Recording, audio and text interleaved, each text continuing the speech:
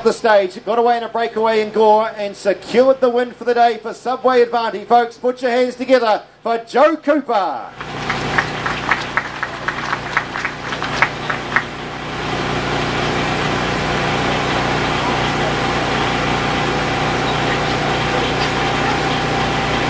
Well, Joe, as we said earlier on, of course, Subway Advantage yesterday had a bit of a disastrous day, hitting the deck a few of the guys, but a great comeback on day two.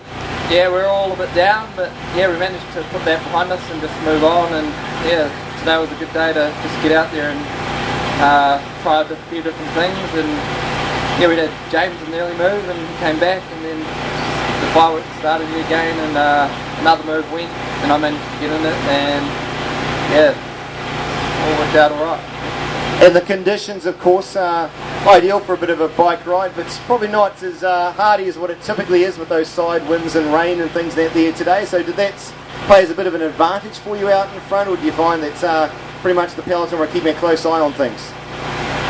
Well, for me, I like the weather like it is. The only disadvantages, the peloton can move quicker when there is no wind, but yeah, we just put our heads down, tails up, and held on. Oh, it was a fantastic ride indeed. He made his move about 20k up from the finish, folks, and held on for the win. Folks, would you put your hands together for Joe Cooper from Subway Advantage Pro Cycling. King of the Mountains, in which we'll see that same man make his way up as he passes over the flowers and gets himself prepared for another presentation.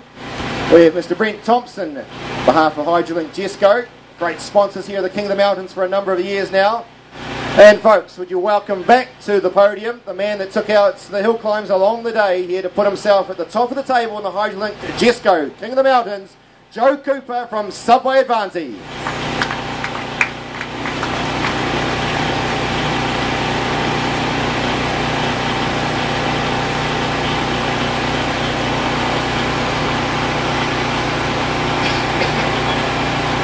Yep, tail in, couple of tail wins this afternoon, and then the overall tail in jersey for Joe. For Joe, getting the stage win and also securing the polka dot, that's not a bad sort of day's work. Oh, no, not really, it's pretty good. Now we know you've had some good form over the year, and of course King of the Mountains has been something that you've been used to before in some tours and things. So will this now become a major goal for the team?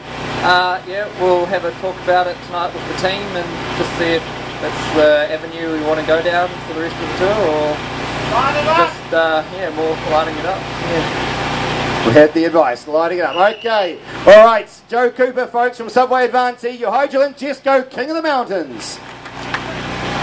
And Daryl now to come forward on behalf of Harcourts to assist with the sprint ace.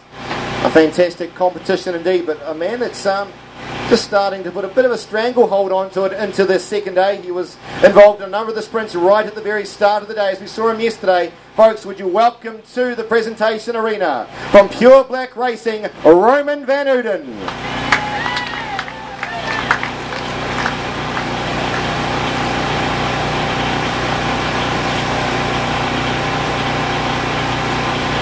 As we said, Roman involved in the breakaway for a majority of the stage yesterday, and again Roman today, a lot of sprints early on, so it's a sort of tactics you've got to be involved in every one of those sprints really, don't you? Yeah, I think there was 4 or 5 sprints in the first 5k, so it was pretty much just went from the blocks to pick up as many points as I can so I could just maintain the lead. After about 40k things started to settle down, and then my teammate Mike got into the breakaway and burgled all those points so that we didn't have too much trouble defending for the rest of the week. Yeah, we thought that was a very good move. Pure Black Racing, of course, is their first time here at the tour, but to have you in those early sprints and then send one of your own men up the road and pick up a few more, a bit of the team tactics going on. Yeah, for sure. I mean, we're just trying to keep it in one spot and pick up a bit of cash on the road, so it's all good. Well, they're certainly doing that, folks. Would you put your hands together for Roman VanHooten from Pure Black Racing, the leader of the Harcourt Sprint Ace. From PSIS to assist now with the presentation of the pink jersey, the PSIS under 23 category.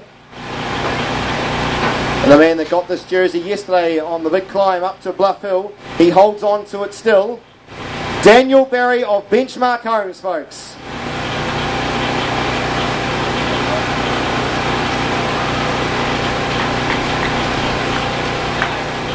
great to see these guys still smiling, so it must be good weather out there after all.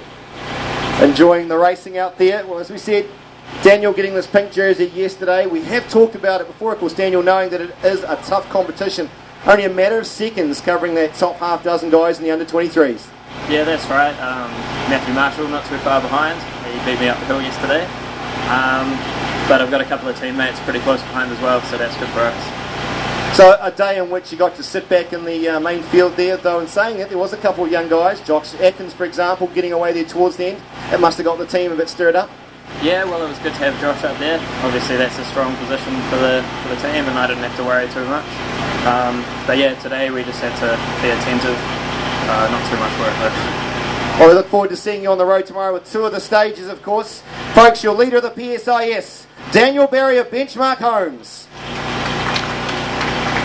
Tour leader, the yellow jersey, the man who took out the stage up to Bluff Hill yesterday, Roger Patterson, to come forward and assist with the presentation here.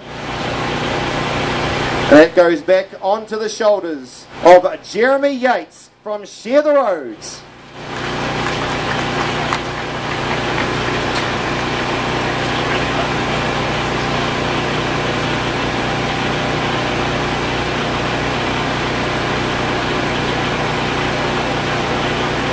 So we said Jeremy taking out the stage up to Bluff Hill yesterday, and Jack Bauer, his teammates, second up the hill. So the Share the Road team certainly dominating things early on in the proceedings.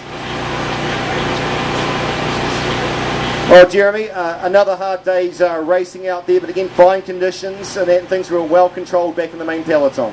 Yeah, the plan went pretty much perfectly today. The Share the Road team had it controlled right from the get-go. The boys did a fantastic job today. I can't thank them enough. I didn't have to hit the wind all day, and yeah, we've still got the jersey tonight, so I couldn't ask for a better day. It's always a great feeling, of course, having a day which relatively cruisy along the road, and knowing all the big guns are still sitting back there, but also a lot of hard racing still ahead with some major stages, and of course 2 stages tomorrow, which is never easy. Yeah, I wouldn't have called it a cruisy day today. We averaged 44k an hour, which is getting along fairly nicely.